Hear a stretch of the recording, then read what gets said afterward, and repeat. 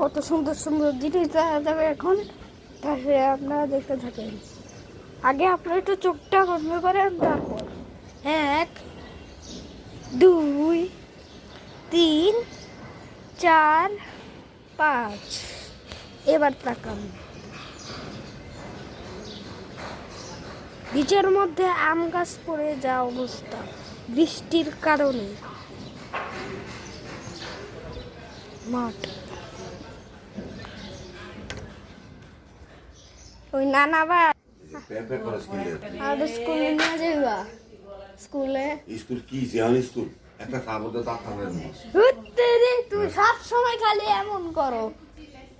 11:30টার দেখা কি হয়েছে? আমার তো রেডিও করাও নাই এখনো, আমি নাস্তাও করিনি।